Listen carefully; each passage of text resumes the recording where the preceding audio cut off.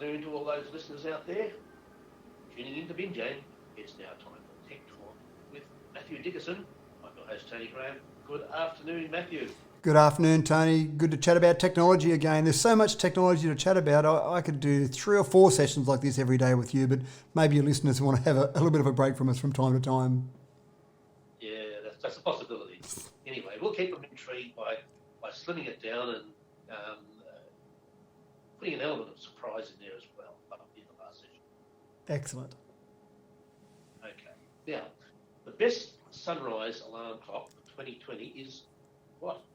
Well, there's a number of sunrise alarm clocks, and this is really interesting.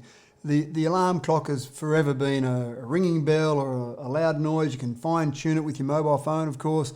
But a big trend at the moment is what's known as the sunrise alarm clock. And essentially a sunrise alarm clock looks and acts like a normal alarm clock, except it's got a very bright light. And instead of a loud noise waking you up and a jolt out of your sleep, it just starts to bring up the light ever so slowly in your room, so that effectively you're getting to the point where you've got your room completely bright right next to your bed with this alarm clock.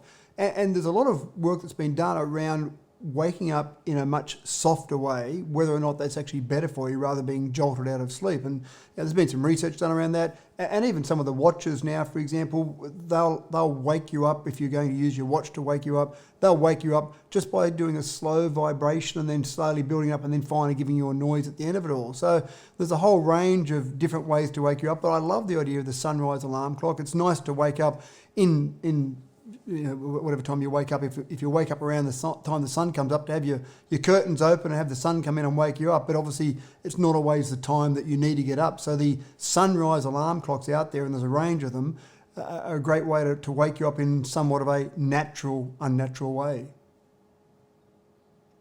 Yeah, I like the idea. And I've got a great one too. Recently I bought my wife a new phone, and she asked me to set the alarm for her, and I set it on to the voice alarm. So all of a sudden, the next morning, she hears this voice coming from the phone, or she didn't know where really, saying it's time to get up. And she was looking around. She was wondering who was telling her to get up. So was it your voice you recorded, Tony, or was it just a random computer-generated voice? Well, it was a random voice, but it didn't sound like a computer one. But it gets more frantic, if you press the button to delay it, it'll get more frantic as the time goes on. So I think it's pretty cool.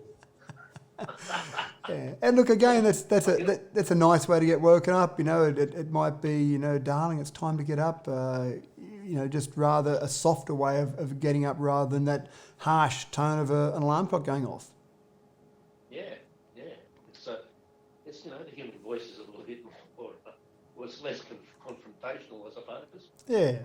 Now, Do you look after your wife, don't you, Tony? Oh, she really appreciates it, don't worry. Yeah. I hope you do the same for yours. Now, getting onto the coronavirus subject again, it's causes the worst smartphone market contraction in history. It wouldn't be only smartphones, would it? Well, it is quite interesting. At one stage there, manufacturing was struggling to keep up with the demand. And so as some places in China were stopped, the manufacturing was stopped, then the smartphone manufacturers were worried about how they were going to produce enough smartphones to basically match the demand. But for the first time ever, the first quarter for this year has declined. And, smartphones have only been around for about 13 years, or depends what you define as a smartphone, but the popular ones have been around for about 13 years. So that's a big bit of news to see that contraction finally. The overall drop has been put at around about 13% across the world. And again, there's different places. China, for example, might have a larger drop than that at the moment, but it's really, probably something that's significant for smartphone manufacturers, and they've got to really look at their whole business model.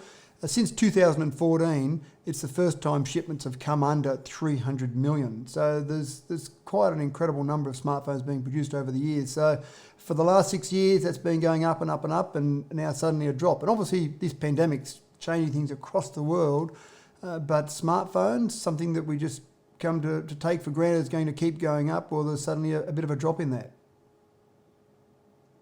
Yeah, Yes, Matthew. The wider picture on this, of course, is just-in-time manufacturing. And what's happened here is a smartphone is just another victim of that concept that's been in operation probably for the last 15 years. It's underpinned the global economy, maybe 20 years. And I just take this as a little bit of an apology, actually, from you for not having supplied me with my smartphone, replacing my crack button. So, yeah, soft apology. Yeah, very clever, Matthew. But I did believe you, though. I did. I had to create a whole story about it, Tony, just to make sure you could realise why I couldn't get your smartphone for you. Yeah, just keeping the faith, isn't it? That's right.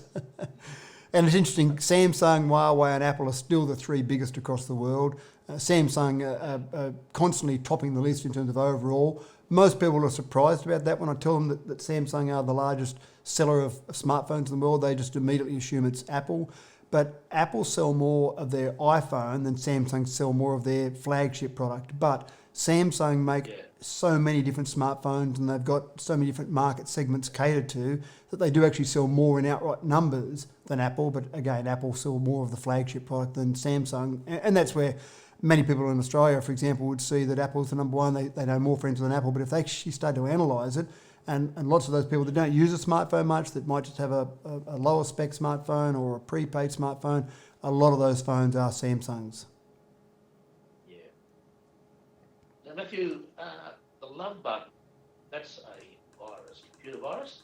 The creator of Love Bug has been tracked down to a repair shop in Manila. So what are they going to do, shoot him or something? No.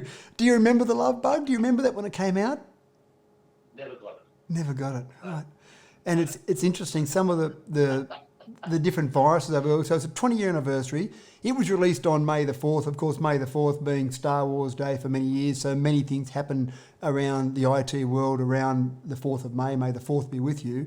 And essentially this was released on the 4th of May. Now, the interesting part about it is when he was interviewed recently, and I suppose he's got a little bit more freedom to talk now because it's 20 years ago, but all he was trying to do, was what he said, was he wanted to get free internet. So he came up with this computer virus to basically steal people's passwords so he could get free internet. It seemed like a pretty simple thing to do from his perspective. I'll just go out there and get it onto some computers. But what happened was, the idea was it was sent out and then it would use someone's email, whether it be Outlook or whatever it was, to actually send that little bit of code onto everyone in your address book. And you can imagine how quickly that started to spread globally. Within about a day, it was on millions of computers.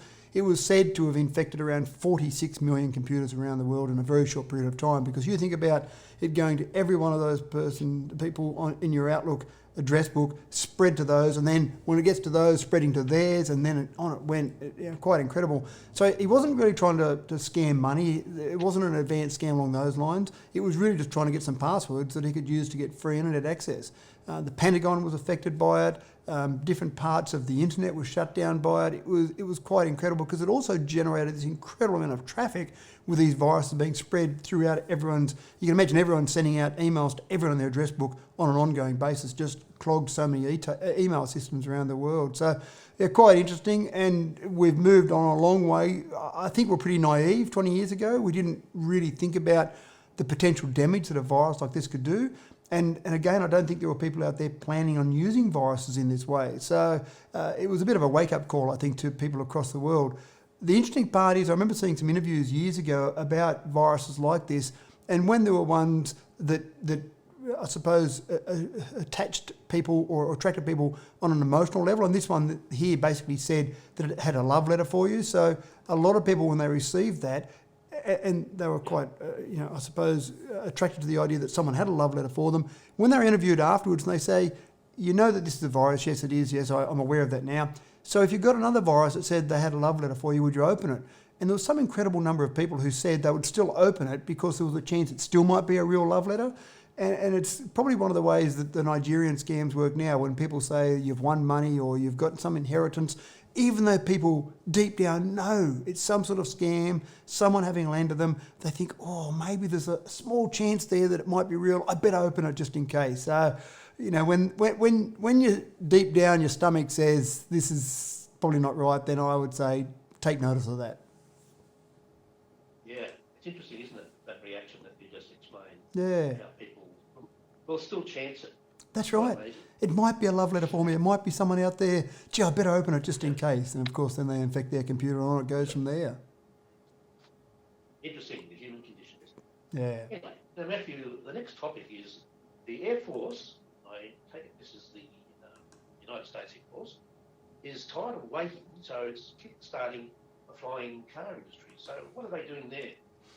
It is interesting, isn't it? The Air Force is pretty keen to get some flying cars out there, and they've left it alone up to this point and waiting for some private developers to basically bring this whole concept to fruition, but it hasn't happened yet, and they're getting a little bit frustrated. So they've launched Agility Primes. This is a new research and development program. The whole idea is to accelerate that market for mobility vehicles, and basically you've got the idea of bringing together people that have got some development already have occurred, some prototypes maybe even, and what they want to do is they want to bring them together with some investors and actually with the Air Force, and basically they're after the idea of getting flying cars going by the year 2023. And with the Air Force backing it and with some of the technology the Air Force has got there and with some people with some innovative ideas, I think they'll probably be able to do it. We have talked about it for a long time, and I think this might be the way it finally comes off. When you consider that the Air Force has helped develop some things like GPS in the past, they've obviously got the technology and the ability to do it, but they're not normally trying to turn it into a commercial development. But in this case, it'll be a bit of the combination of all that technology and R&D of something like the Air Force with the commercial development side of it, so that we might see flying cars in the next 4 years, or within 4 years anyway. Again, I can't see the first ones being too cheap.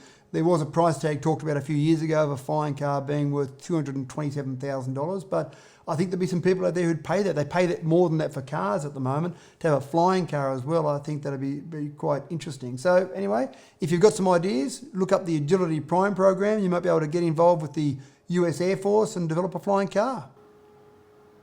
There you go, pigs might fly.